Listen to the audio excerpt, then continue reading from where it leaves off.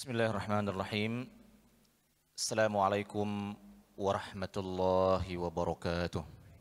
Alhamdulillahi rabbil alamin. Nahmaduhu wa nasta'inuhu wa nastaghfiruhu wa natubu ilaih. Wa na'udzu billahi min shururi anfusina wa sayyiati a'malina. May yahdihillahu fala mudilla lahu wa may yudlil fala hadiya lahu. أشهد أن لا إله إلا الله وحده لا شريك له وأشهد أن محمدا عبده ورسوله اللهم صل وسلم وأنعم على حبيبنا وشفيعنا ومولانا محمد سيد المرسلين وعلى آله وصحبه أجمعين اللهم ربنا إنا نسألك علما نافعا ورزقا طيبا وعملا متقبلا يا ذا الجلال والإكرام. Ma'asyiral muslimin wal muslimat, hadirin wal hadirat, jamaah salat subuh di Masjid Baitur Rahman yang dimuliakan oleh Allah Subhanahu wa taala. Alhamdulillahilladzi ahyana ba'dama amatana wa ilaihin nusyur. Segala puji bagi Allah Subhanahu wa taala, akhirnya kita kembali bertemu di masjid ini. Dan kita selalu berdoa kepada Allah Subhanahu wa taala supaya kita sering dikumpulkan bersama dalam momen-momen indah seperti ini. Dan kita berlindung tentunya ma'asyiral muslimin kepada Allah Subhanahu wa taala dari berkumpul justru pada momen-momen yang tidak disukai oleh Allah Subhanahu wa taala.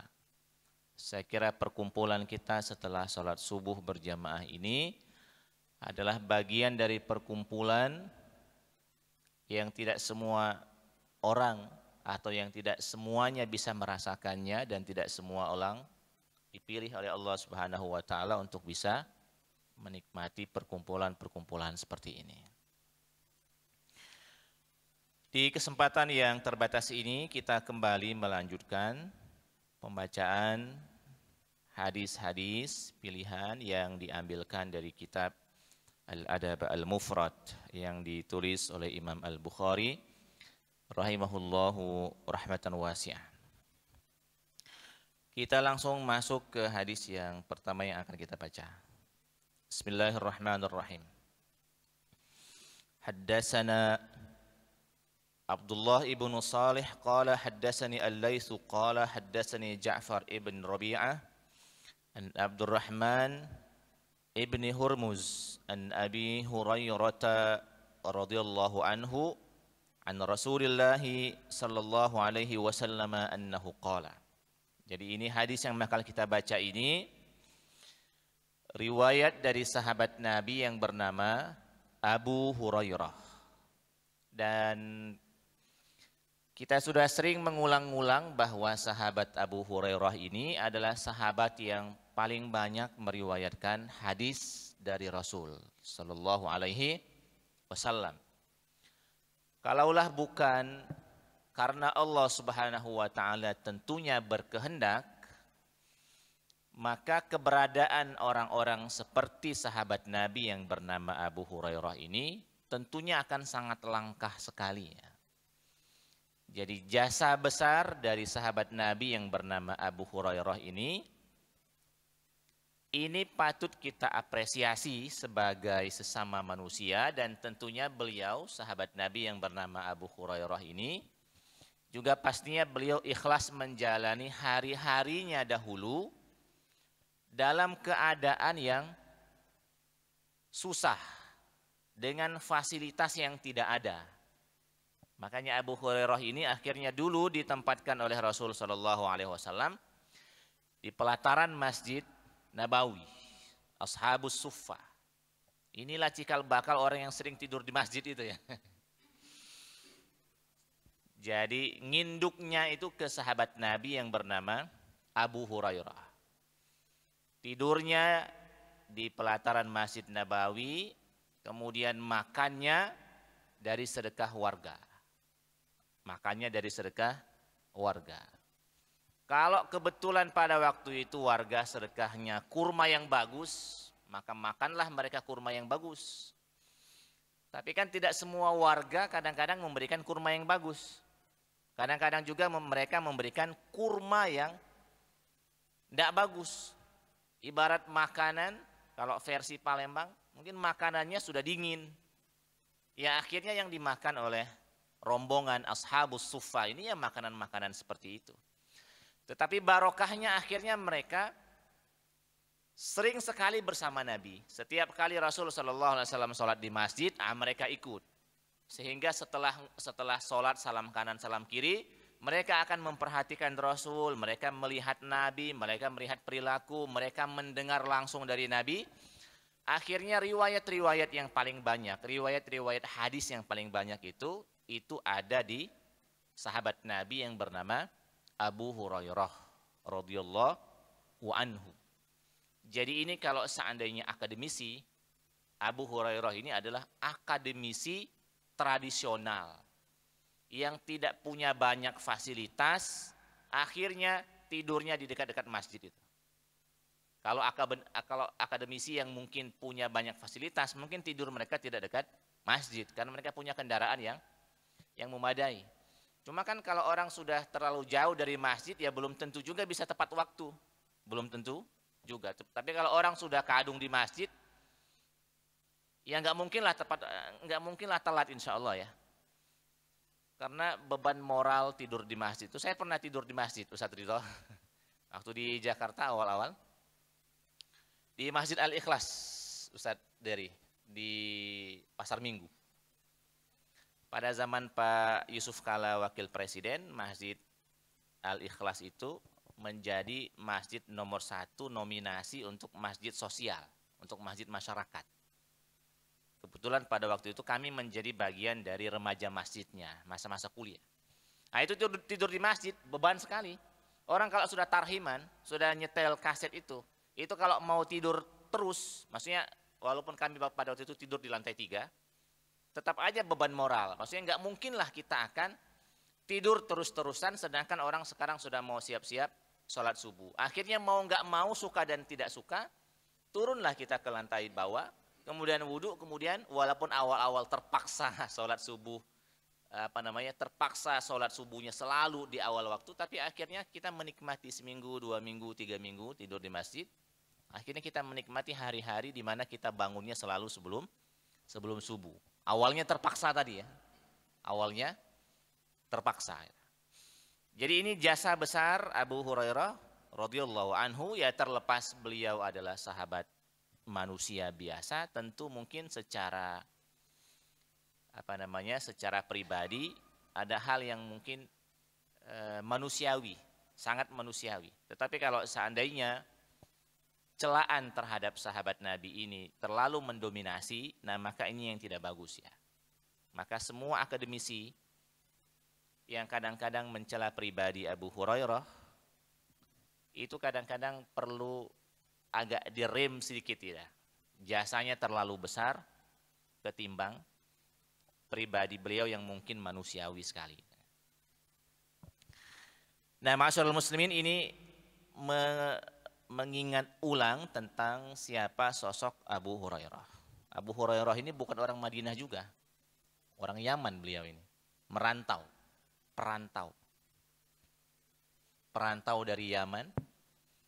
Tapi karena tidak ada sanak keluarga di Madinah, akhirnya ditempatkan oleh Rasul sallallahu alaihi wasallam di pelataran Masjid Nabawi. Nah, orang-orang ini disebut dengan Ashabus Suffah. Dari sinilah nanti kata sufi itu keluar. Kata sufi keluar dari sini, nginduknya. Sejarah awal dari persufian. Tapi sufi yang sunni. Sufi yang sunni. Annahu qala, Abu Hurairah radhiyallahu anhu mendengar Rasul sallallahu atau dari Rasul sallallahu alaihi wasallam bersabda, "Idza sami'tum siyahad dikati minal laili fa innaha raqat malakan fasalullaha min fadlihi." Jika kalian mendengar suara ayam, kokokan ayam di malam hari, fa innaha raqat malakan, maka sesungguhnya dia melihat malaikat. Fasalullaha min fadli. Nah, maka pada saat itu kalau kita terjaga, maka berdoalah kepada Allah Subhanahu wa taala, mintalah kepada Allah Subhanahu wa taala dari keutamaannya. Malam hari biasa tiba-tiba kita dengar suara ayam. Nah, itu versi hadis ini oleh para pakar hadis dinilai sebagai hadis yang sahih. Ini ada di dalam hadis Al-Bukhari sendiri. Maksudnya ini ada di dalam hadis Imam Al-Bukhari sendiri.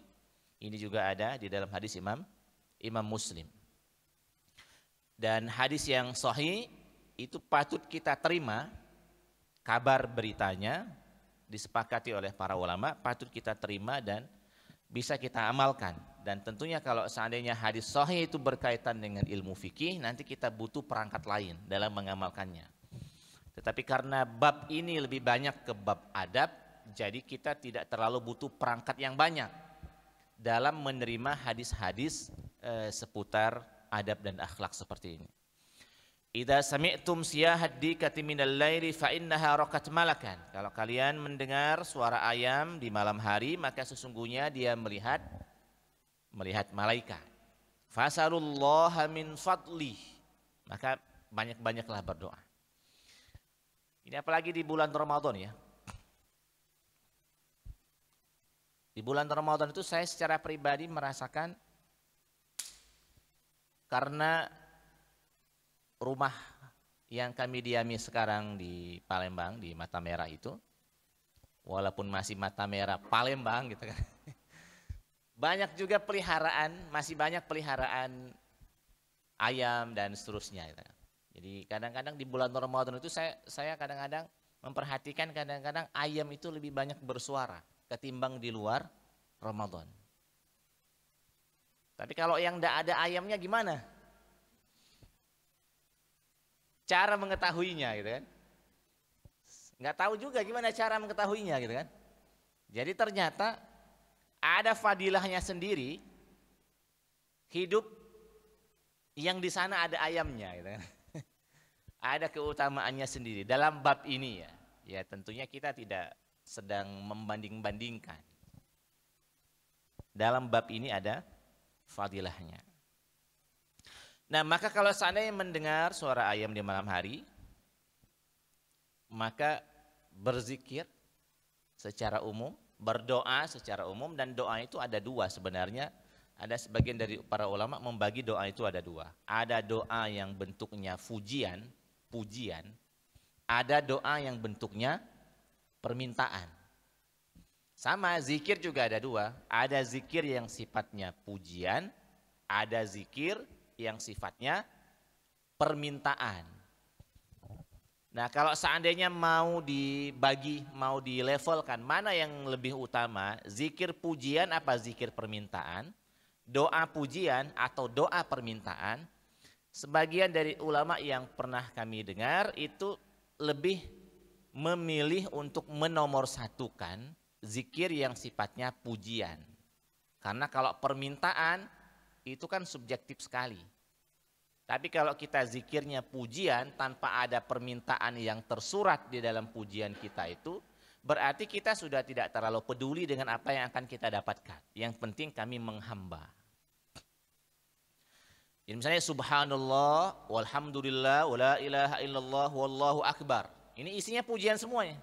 Tidak ada permintaan. Misalnya ya Allah saya minta, saya mohon dilapangkan rezeki saya. Tidak ada bunyi seperti itu. Ini murni pujian. Subhanallah misalnya salah satu wiridnya, subhanallah wa bihamdihi adada khalqihi wa ridha nafsihi wa zinata arsihi wa midada kalimati misalnya. Ini juga murni 100% pujian. Ada juga doa, dia permintaan, tetapi justru permintaan itu bukan untuk kita. Jadi setelah kita zikir pujian, doa pujian, yang kedua adalah doa permintaan. Nah, doa permintaan ini juga ada dua. Ada doa permintaan yang kita ajukan kepada Allah Subhanahu wa taala itu untuk orang lain. Ada juga untuk kita sendiri. Nah, yang paling utama tentu doa permintaan yang kita doakan untuk orang lain. Contoh besarnya adalah, hadirin semua, misalnya kita sering mendengar orang azan. Kemudian setelah azan kita berdoa. Allahumma rabba hazihid da'watit tamma wassalatil qa'imah. Ati sayyidina Muhammadanil wasilata wal fadilah wasyarafa wad darajatal aliyatar rafi'a wa ba'ashu maqaman mahmudan alladzi wa'atta innaka la tukhliful mi'ada. Ini 100% doanya, tidak ada untuk kita. Ini 100% doanya kita mendoakan Rasul kita sallallahu alaihi wasallam. Jadi isi doa kita setelah sholat itu atau setelah kita mendengar orang azan itu 100% isinya permintaan kepada Allah Subhanahu wa taala untuk kemuliaan Nabi kita Nabi Muhammad sallallahu alaihi wasallam. Ya, kalau doa untuk kita walaupun dibenarkan dan memang bagus, kita selalu minta kepada Allah Subhanahu wa taala, tetapi sekali lagi kalau kita mendoakan orang lain berarti level kita itu agak naik sedikit dari yang sifatnya keakuan. Pokoknya serba aku. Yang dapat rumah aku, yang dapat mobil aku, gitu kan. Yang berbahagia aku, selalu keakuan. Sekarang kalau seandainya kita berusaha merutinkan mendoakan orang lain, ya mulai dari Rasul Shallallahu Alaihi Wasallam, kemudian tetangga, kerabat, orang tua, teman, sahabat, setidaknya kita berusaha untuk naik levelnya dari aku kepada kita semua, Sekali waktu ma'asyiral muslimin, ada seorang badui yang datang ke Masjid Nabawi. Karena badui dan karena memang dulu masjidnya tidak semegah Masjid Baitur Rahman ini, kan kecirannya orang kalau melihat ini, oh ini masjid ini. Dulu Masjid Nabawi ala kadarnya. Kemudian oleh orang badui ini masuk Masjid Nabawi, kencing dia di pojokan Masjid Nabawi itu. Nah, ini sahabat Nabi yang melihat dari jauh, ini naik darah ini, marah gitu kan. Termasuk Umar bin Khattab radhiyallahu anhu, karena beliau tipikalnya memang orang melawan kan, berani. Ini sudah hampir, kalau bahasa orang Palembang, ini sudah hampir kena tangan ini. Kencing di masjid. Lalu kemudian kata Rasul sallallahu alaihi wasallam yang memperhatikan pemandangan itu, biarlah kata Rasul, biarkanlah dia kencing seperti itu. Da'uhu kata Rasul, biarkanlah dia kencing seperti itu. Puas-puaskanlah dia kencing seperti itu. Nanti kalau sudah, ambil air 1 ember, karena dulu tidak ada keramik, apalagi keramik model Masjid Baitur Rahman ini, tidak ada sama sekali. Kemudian kata Rasul, setelah itu siramkanlah ke tempat di mana dia kencing itu. Selesai. Jadi perkara itu tidak akan panjang sampai bertahun-tahun sakit hatinya. Ambil air, siramkan, selesai. Nah, setelah itu yang dilakukan oleh Rasulullah SAW, lalu kemudian si Badui ini berdoa, ya Allah berikanlah rahmat untuk saya dan untuk Muhammad. Yang lain tidak usah. Itu bunyi doanya. Itu bunyi doanya. Ya Allah berikanlah rahmat untuk saya dan untuk Muhammad. Yang lain tidak usah. Oh, kata Nabi, kalau berdoa jangan modelnya cak itu. Kalau berdoa luaskanlah. Jadi kalau berdoa luaskanlah. Tidak apa-apa kalau kita berdoa sendirian, bunyi doa kita itu Allahumma gfir lana zunubana. Walaupun kita sendirian. Tidak harus Allahumma gfirli wali walidayya. Ini kan aku sekali ini. Ini aku sekali ini. Allahumma gfir lana warhamna wa'fu anna misalnya ya. Nah, jadi ini bagian yang pelebaran dari kita mendengar suara ayam. Mendengar suara ayam di malam hari, berzikirlah. Fa innaha raqat malakan. Karena dia melihat malaikat. Dan malaikat itu akan mengaminkan. Salah satunya adalah doa yang isinya mendoakan orang lain. Jadi malaikat itu kalau seandainya ada orang yang berdoa, ya Allah, berikanlah kesehatan, misalnya kepada Ustadz Afif yang sekarang kurang sehat. Misalnya ya, kita ngomongnya begitu. Nanti kata malaikat yang mendengar doa kita itu, malaikat juga akan mendoakan, ya Allah, berikanlah juga hal yang sama untuk dia yang berdoa itu. Ini luar biasa kan? Kata guru saya dulu, kalau kita pengen doa kita makbul, mintalah doa kepada para malaikat. Waktu itu kami nanya, gimana caranya kita minta doa kepada malaikat? Kan kita nggak bisa ketemu malaikat. Caranya adalah kita mendoakan orang lain. Sebut nama orang itu, sebut hajatnya, nanti malaikat akan mendoakan kita. Ya Allah, berikanlah hajat yang sama, doa yang persis sama untuk orang yang berdoa ini. Walaka misla zalik. Kalau dalam salah satu hadis itu, dan bagimu apa yang kamu doakan. Ini doa para malaikat. Ya, doa para malaikat yang tidak pernah bermaksiat itu. Doa para malaikat yang lidahnya tidak pernah dipakai untuk berbohong. Nah, ini kemungkinan makbulnya besar.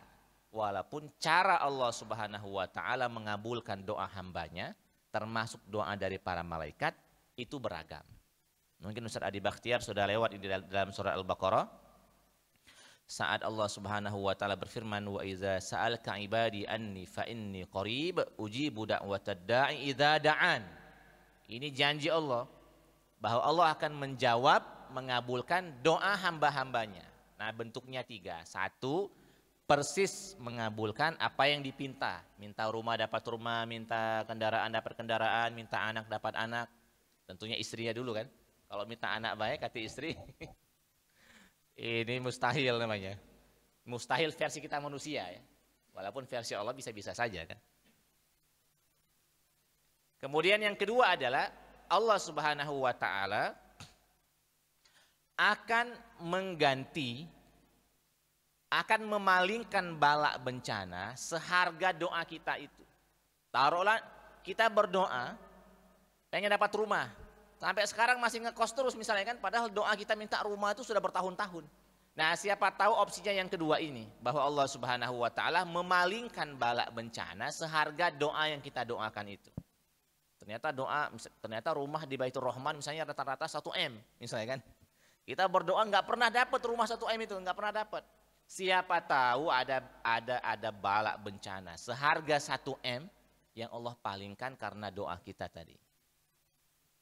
Yang ketiga, atau Allah Subhanahu wa taala menyimpan doa itu nanti di hari kiamat. Mungkin versi Allah Subhanahu wa taala, kalau Allah mengabulkan doa itu di bumi, nanti jadinya buruk. Nah, biarlah, mungkin kata Allah Subhanahu wa taala, doa ini kami simpan saja di akhirat, nanti kamu akan temui di akhirat. Itu kalau masuk surga kan? Itu kalau masuk surga. Jadi yang berdoa minta kendaraan sampai sekarang tidak pernah ada kendaraan, pastikan masuk surga. Di surga ada kendaraan insya Allah. Begitu seterusnya ya.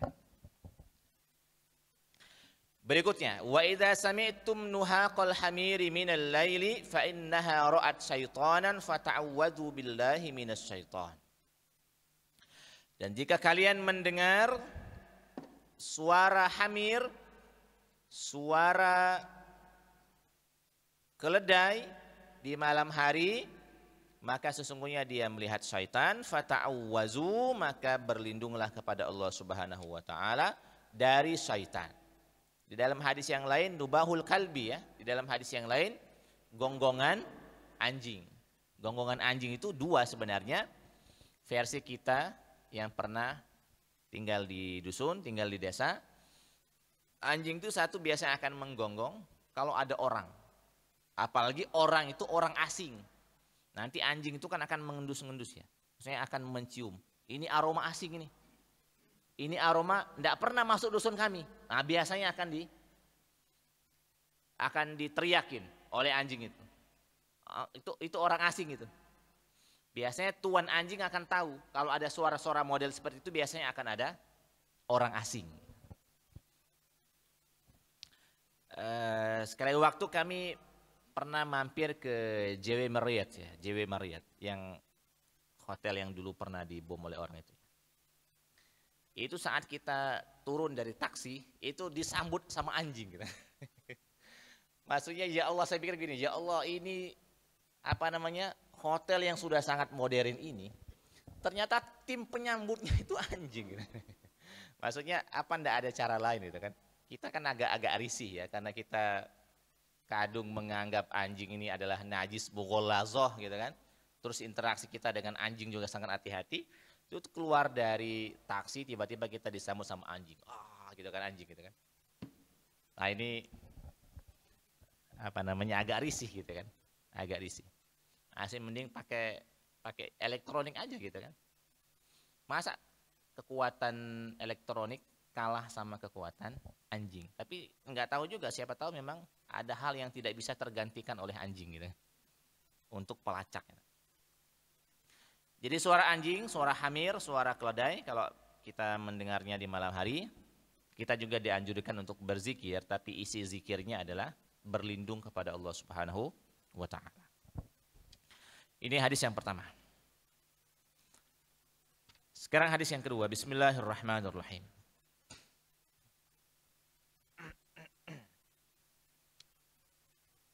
Haddatsana Abdullah ibnu Muhammadin qala haddatsana Hisham ibnu Yusuf qala akhbarana Ma'mar an Sa'id ibn Abdurrahman an Sa'ib an Umar. Jadi ini dari sahabat Nabi yang bernama Umar bin Khattab. Ya, karena sampai ke Umar bin Khattab, maka riwayat ini kita menyebutnya dengan asar ya. Asar. Kata Umar bin Khattab, qala berkata, qala rubbama qa'ada ala babi ibni Mas'udin rijalun min Quraisyin. Jadi kadang-kadang kata Umar bin Khattab, ada banyak orang yang kadang-kadang duduk di muka pintu sahabat Nabi Ibnu Mas'ud. Jadi ada beberapa orang yang kadang-kadang sering duduk di muka pintu Ibnu Mas'ud. Tidak dijelaskan maksudnya apa, tapi dugaan kami karena Ibnu Mas'ud ini adalah sahabat Nabi yang levelnya juga kiai, jadi ini adalah orang-orang yang mau belajar. Ini sahabat Nabi Ibnu Mas'ud levelnya kiai. Jadi di zaman sahabat Nabi itu juga berlevel. Ada kiainya, ada ustadznya, ada penceramanya, ada pelawaknya misalnya ya. Ada orang kayanya, ada orang miskinnya, dan banyak juga orang awam, para petani terutama ya. Terutama para petani. Makanya nanti biasanya kita akan mendapati bahwa dalam banyak riwayat sahabat-sahabat Nabi yang ngomong tentang hukum, ngomong tentang hal-hal yang rumit dalam agama ini, itu tidak seluruh sahabat Nabi. Hanya ada beberapa sahabat Nabi saja. Sebagian dari ulama ada yang menuliskan dari 125.000 sahabat Nabi, lebih dan kurang ya, pada saat haji wada, haji terakhirnya Nabi Muhammad SAW itu jumlahnya kisaran 100.000 sampai 125.000, kisarannya begitu ya. Berarti sekitar itulah kira-kira sahabat Nabi yang masih hidup pada saat Nabi Muhammad SAW berhaji wada. Nah dari 100.000 orang ini, yang level kiainya, ini maksudnya dia berilmu, dia bertakwa, dan dia levelnya di atas rata-rata, itu hanya 100 saja. Hanya 100-an saja. Hanya 100-an saja. Dari 100.000 itu ya, hanya 100-an saja. Dan di antara 100-an saja ini, kalau diperas lagi, itu kira-kira ranking 1 sampai ranking 10-nya, atau kira-kira kalau kita urutkan ranking 1-nya itu ada pada sahabat-sahabat Nabi yang kategorinya menjadi khalifah. Itu 4 besar pertama kira-kira ya. Abu Bakar, Umar, Utsman, Ali. Nah ini sahabat Nabi yang kira-kira levelnya kiainya kiai. Abu Bakar As-Siddiq, Umar bin Khattab. Hanya satu perempuan yang masuk kategori kiainya kiai perempuan. Aisyah radhiyallahu anha. Jadi kalau seandainya Bapak Ibu semua misalnya mendengar ada celaan-celaan terhadap Aisyah radhiyallahu anha, itu tutup telinga saja. Maksudnya para ulama kita Ahlus Sunnah wal Jamaah menempatkan Aisyah radhiyallahu anha ini ke level perempuan, kiainya kiai perempuan di zamannya. Dan Aisyah radhiyallahu anha ini selain periwayat hadis, beliau juga sebenarnya boleh disebut ahli fikih. Boleh disebut ahli fikih. Jadi bukan hanya meriwayatkan cerita saja, bukan, tetapi meriwayatkan cerita dan beliau paham cerita itu dan beliau paham mengkonstruksi hukum dari cerita itu. Rubbama qa'ada ala babi Ibnu Mas'ud. Nah, Ibnu Mas'ud ini radhiyallahu anhu ini juga kategorinya adalah sahabat yang levelnya kiai. Ini bahasa saya pribadi ya, levelnya kiai. Jadi banyak orang yang duduk-duduk di depan rumah Ibnu Abbas. Fa'idza fa'al fai'u, saat bayang-bayang berpindah, berpindah itu berarti ini kan setelah zuhur ya. Zuhur itu kan kalau persis di atas kepala kita, itu manusia kan tidak ada bayangan. Atau rumah tidak ada bayangan. Nanti kalau saatnya sudah zawal, matahari sudah tergelincir, itu baru ada bayangan. Nah kalau sudah ada bayangan, itu sudah masuk waktu zuhur. Sudah masuk waktu zuhur. Nah setelah sholat zuhur atau mungkin zuhur mereka, tidak tahu saya zuhurnya sangat tepat waktu atau tidak, karena kan dulu tidak ada jam ya, dulu kan tergantung dengan penglihatan matahari. Kalau ada jam kan kita tidak melihat bayangan lagi ya. Tiba-tiba jam 12.10 teng orang azan, kita tidak lihat bayangan. Tapi dulu di zaman Rasulullah SAW, para sahabat itu sangat melihat bayangan sebelum melakukan sholat. Nah saat bayangan sudah berpindah, maksudnya sudah berpindah berarti kan sudah siang. Qala Umar bin Khattab ini ngomong dengan para sahabat yang duduk-duduk tadi. Qumu fama baqiya fahuwa lis syaitan.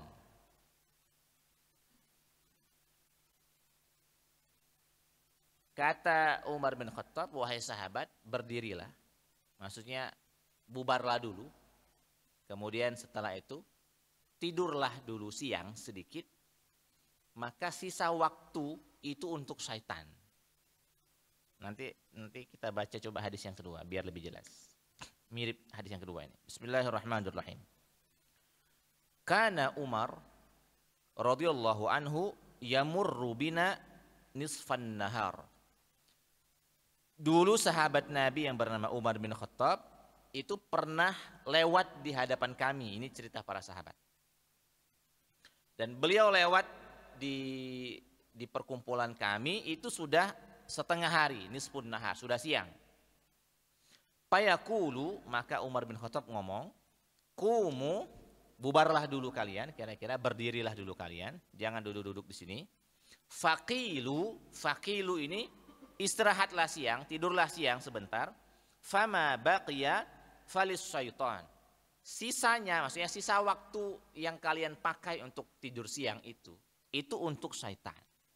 Di dalam hadis yang lain disebutkan qila fa inna syayatin, sesungguhnya setan itu la taqilu. Mereka tidak tidur siang. Mereka tidak tidur siang. Hadis yang ketiga mirip dengan hadis yang pertama dan kedua, masih tentang tidur siang. Saya baca dulu. Qala Anas bin Malik bercerita, "Maka li ahli al-Madinati syarabun haitsu harrimatil khamru a'jaba ilaihim minat tamri wal busri." Dulu penduduk Madinah tidak ada minuman yang mereka senangi setelah khamr diharamkan. Berarti dulu khamr sebelum diharamkan termasuk jenis minuman yang disenangi. Tapi sekarang khamr sudah diharamkan. Akhirnya tidak ada pilihan lain kecuali dua sisanya. Yang pertama adalah minat tamri, yang pertama adalah air kurma, air nabiz ya, air kurma, air nabis ini sangat disukai sekali oleh penduduk Madinah. Hampir-hampir seluruh rumah-rumah di Madinah itu biasa minum air nabis ini ya. Air rendaman kurma. Saya kurma kita rendamkan, malam ini kurma kita rendamkan, nanti sahur kita minum saya kan. Nah, itu namanya nabis. Jadi merendamkannya jangan lama-lama. Karena kalau lama-lama nanti dia berbuih. Kalau berbuih jadi tua malah kan, mabuk kalau gitu kan. Jadi merendamkannya sebentar saja. Ini kalau versi Sandiaga Uno apa namanya? Minuman apa istilahnya? Water ya. Water apa? Hah? Infused water ya. Infused water. Jadi kadang-kadang juga yang dimasukkan bukan hanya kurma, tapi karena memang di Madinah ini kurma itu melimpah ruah, jadi mereka minumannya adalah minuman nabis yang mereka siram, yang mereka rendam itu air kurma. Ya boleh-boleh saja kalau mau diisi yang lain, diisi apel, diisi pir misalnya kan, diisi jeruk, diisi semangka, dan seterusnya. Jadi kata Anas bin Malik, tidak ada minuman yang disenangi oleh penduduk Madinah setelah khamr diharamkan, satu selain satu air kurma. Yang kedua adalah wal busri, air dingin. Tapi air dinginnya bukan air dingin kulkas ya, bukan.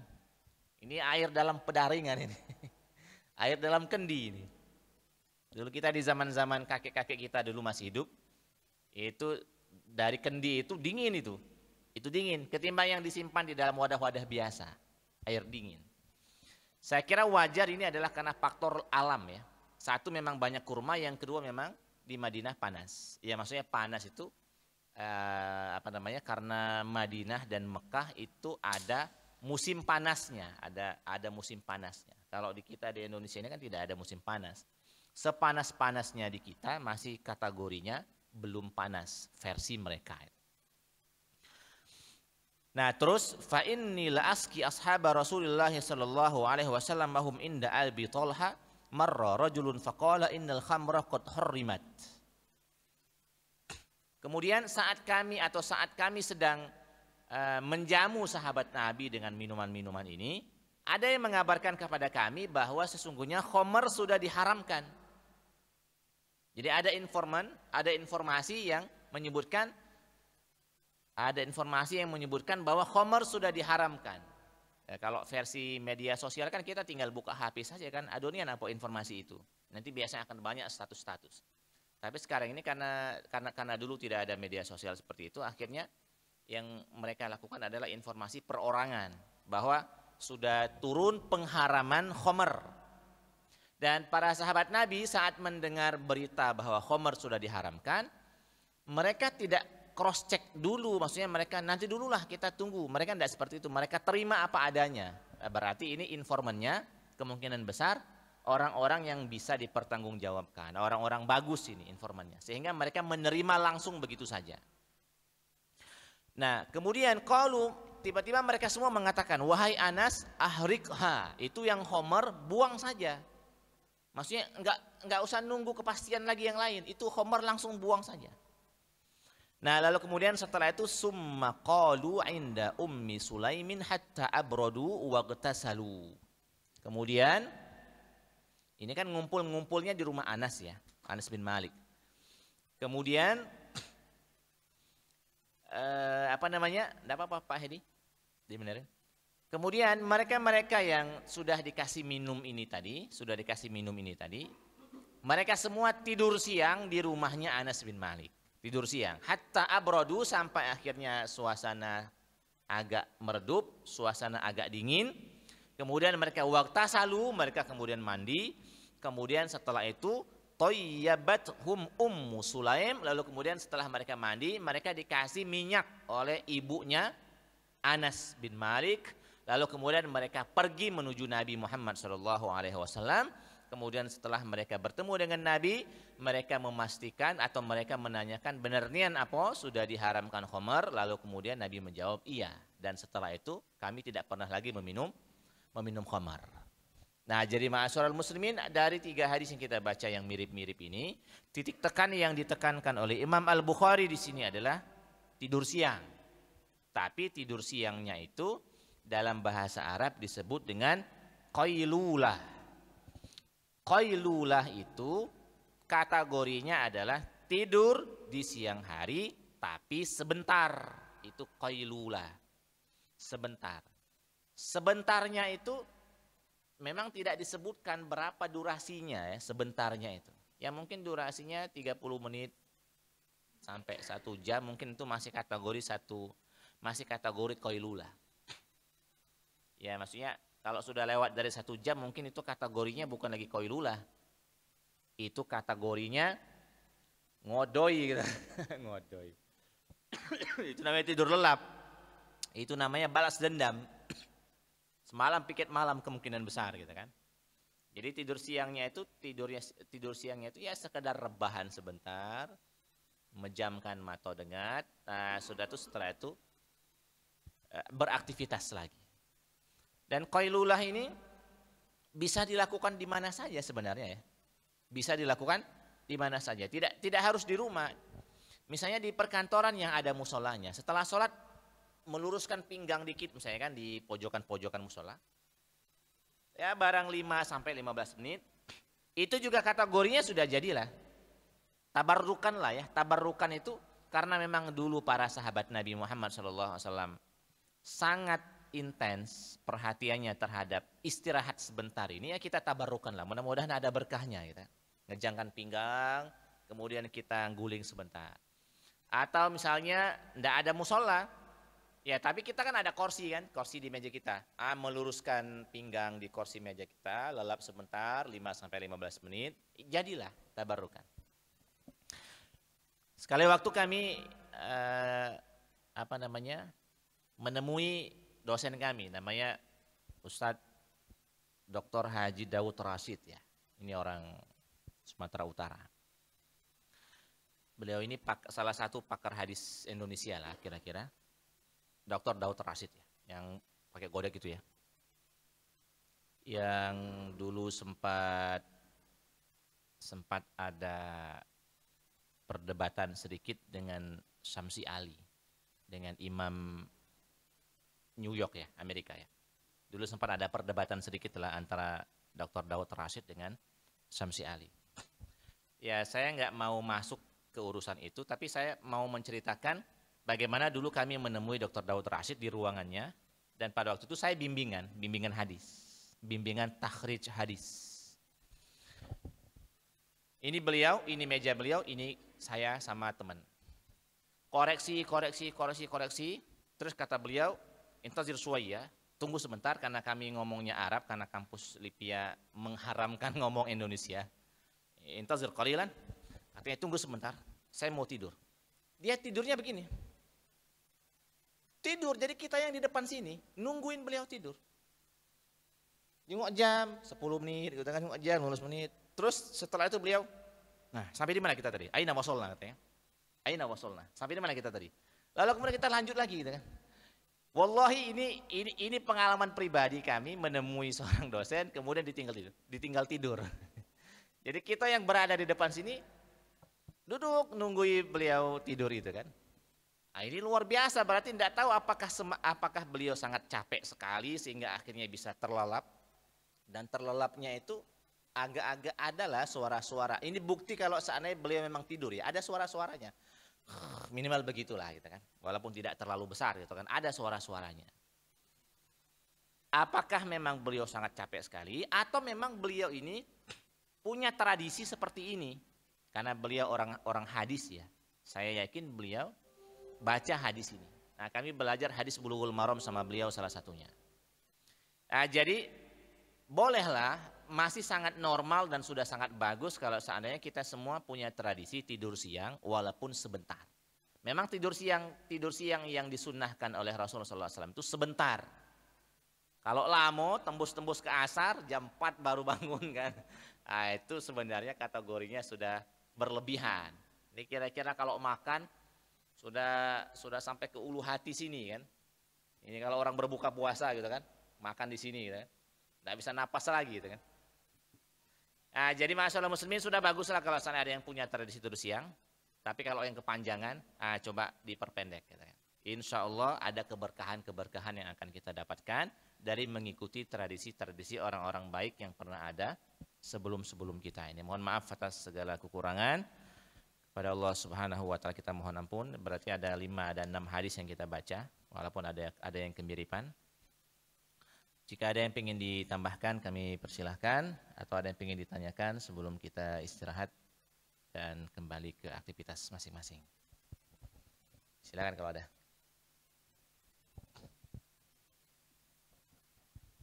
Nanti Ustaz dari live setelah ini. Kami dulu ya. Kita cukupkan dulu Pak Ketua. Mohon maaf atas segala kesalahan dan kekurangan. Kepada Allah Subhanahu wa taala kita mohon ampun. Subhanakallahumma rabbana wa bihamdika asyhadu an la ilaha illa anta wa astaghfiruka wa atubu ilaik. Wassalamualaikum warahmatullahi wabarakatuh.